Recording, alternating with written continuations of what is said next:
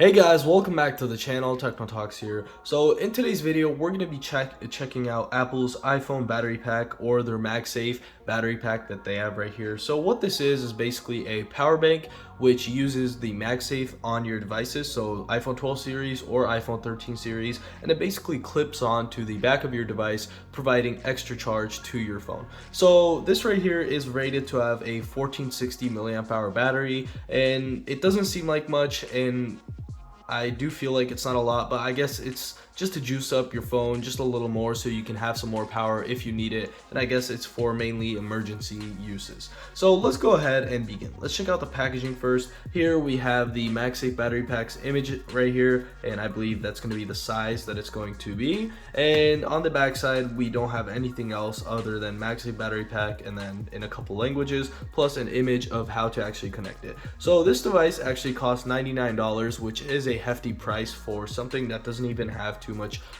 juice inside of it. And I guess the price is a little too much. Honestly, if it was like 50 bucks, maybe a little more reasonable. However, you could probably pick up something from, let's say, Spigen's new MagSafe battery pack, which has a higher capacity and is a lot cheaper than this. So let's go ahead and unbox this device. We have a little pull tab right here, which we will be pulling like so, and that should be about it. So we just pull this right here, and here comes out the MagSafe battery pack. So we have this packaging right here, so it's a two-part package. It just comes out, slides out like this, and the inside of this has nothing, so let's put that to the side. And here we can immediately see our MagSafe battery pack. So I'm gonna go ahead and plop this to the side as well and check out what's inside. So we get no cables. Pretty disappointing. You pay $99 for this and you don't even get a cable. We do get a quick manual and some information, I guess, safety handling, which nobody really needs, so we can just go ahead and plop this back in here. If I can manage to do that. Boom. And put this back and move this to the side. So here, as I said, we have our MagSafe battery pack. It's in this wrapper, which let's go ahead and take off. Boom. And boom.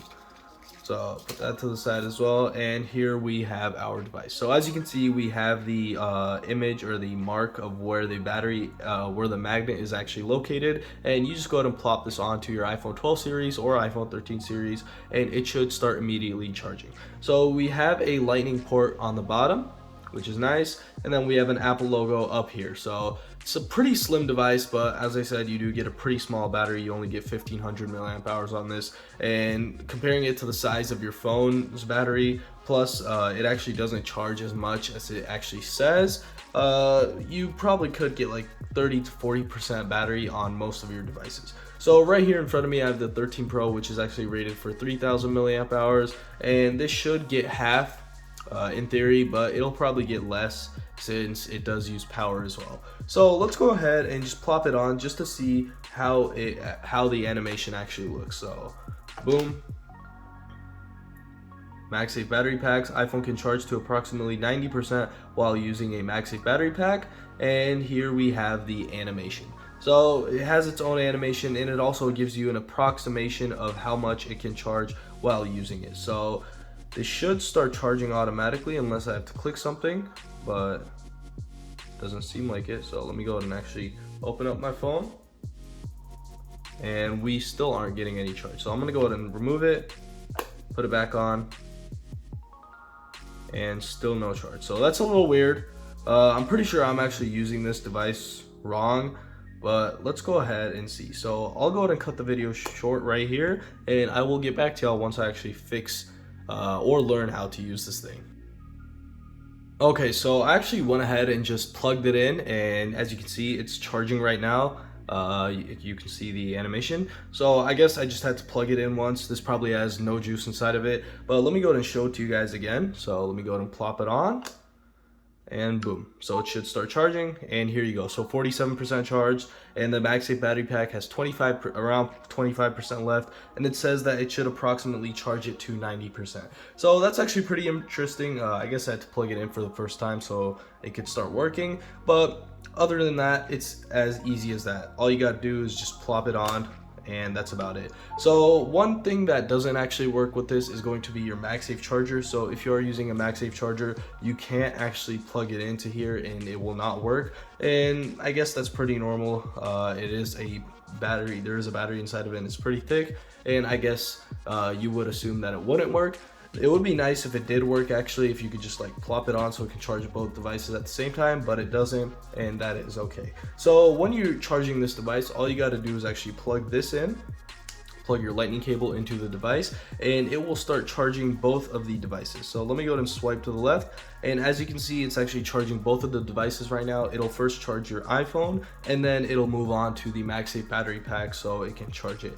But you can just remove your iPhone from it, and you can see from the LED indicator right there that it is charging right now, and you can just leave this like so, and it'll go ahead and charge itself up. So overall, it's a pretty easy thing to use. It just gives you some extra juice, and you will need this maybe sometime if you don't want to carry another portable charger with another cable. You can go ahead and use this device right here. As I said, there are some other options that are actually cheaper and have a higher capacity, but if you really want to go for something from Apple, then you can go ahead and purchase this. This will perfectly work fine for you. However, it does have a hefty price of $100, which I don't really like. The device doesn't really need to be $100 since it doesn't have too much capacity. Plus, I guess it's mainly because of the branding. So that's basically gonna wrap it up for this video. As I said, it's a pretty simple device to use. Would I recommend it? I would recommend it, but the price is just a little too high for a device like this. So that's basically gonna wrap it up for this video. If you enjoyed this video, don't forget to like and subscribe to support the channel, and see you in the next one.